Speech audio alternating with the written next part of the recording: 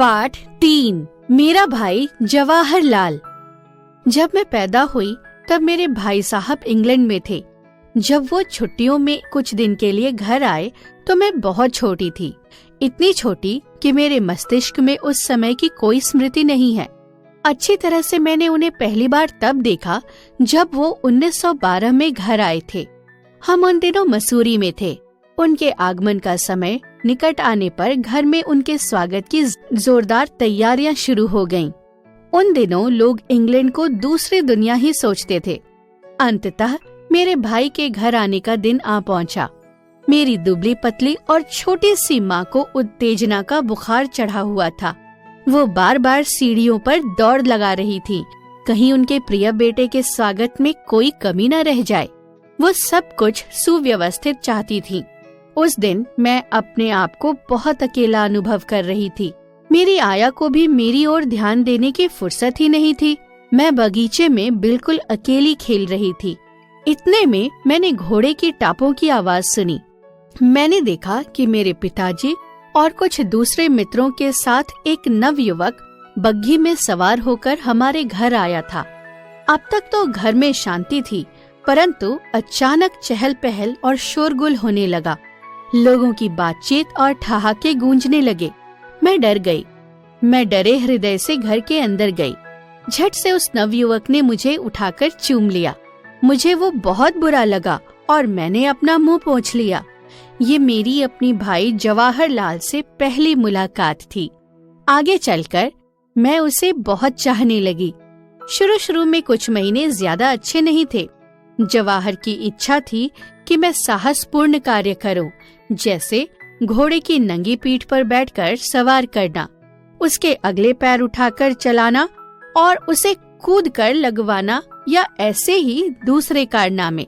मुझे क्रोध आता था, परंतु विवश होकर मैं करती थी, जिससे वो मुझे कायर ना समझ लें। वो मेरे लिए बहुत सुंदर सुंदर गुड़िया और अन्य उपहार लाए थे, फिर भी मैं उन्हें पसंद नहीं करती थी। मेरी चाह थी कि वो इंग्लैंड लौट जाएं। धीरे धीरे समय बीतता गया। मेरी 12-13 वर्ष की उम्र में एक दिन जवाहर ने कहा कि मैं तुम्हें गणित पढ़ाऊंगा।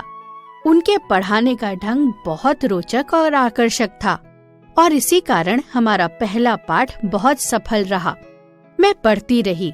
एक दिन मुझसे कुछ गलती हो गई। उन्हें इस कदर गुस्सा आया कि मेरी पुस्तकें उठाकर फेंक दी।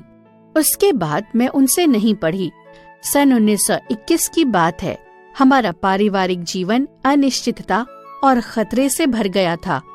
मेरे पिता और भाई बार बार जेल जाते रहते थे, इसीलिए घरेलू जीवन अनियमित सा हो गया। अब मेरे भाई का साथ लगभग छूट सा गया। मैं प्रायः अपनी माँ के साथ पिता और भाई से मिलने विभिन्न जेलों में जाती थी। शुरू में दोनों को जेल की सीखचों के पीछे देखना मेरे लिए असहनीय सा था। भले ही वो स्वेच्छा से वहाँ गए थे, पर हर मुलाकात के बाद मेरा मन उदास हो जाता था। पर मेरे पिता और भाई मधुर मुस्कान के साथ हमारा स्वागत करते थे। समय बीतने के साथ साथ मैं इन बातों की अभ्यस्त हो गई। जवाहर की वास्तविक पहचान मुझे 1926 में हुई। उन दिनों वो अपनी पत्नी एवं बेटी के साथ जिनेवा के एक छोटे से घर में रहते थे और मैं उनके साथ रहने के लिए उनके घर गई। छोटी जगह में एक दूसरे के निकट संपर्क में रहने के कारण हम दोस्त बन गए। जवाहर एक बहुत अच्छे मित्र थे। वो सदैव ऊर्जा और उत्साह से भरपूर रहते थे।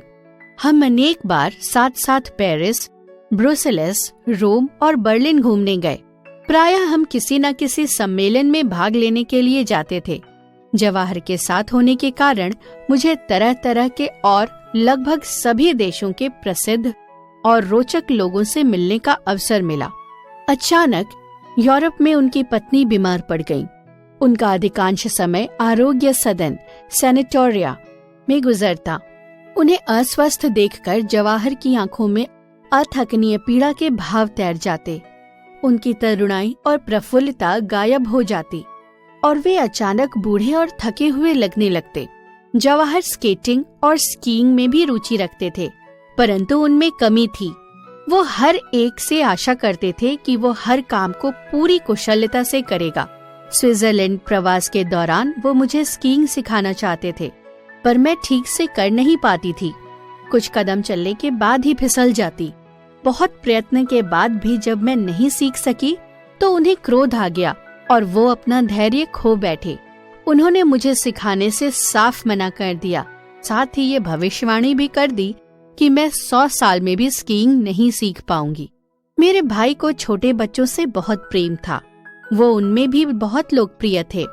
व्यस्तता के बावजूद भी वो बच्चों के साथ खेलने के लिए समय निकाल ही लेते थे।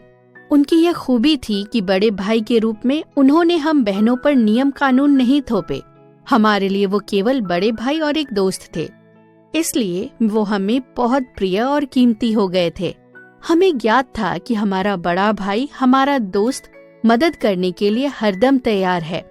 उन्होंने अपने विचार या अपनी राय किसी पर भी नहीं थोपी। परिवार के सदस्यों और मित्रों के जन्मदिन और शादी की वर्षगांठ वो कभी नहीं भूलते थे।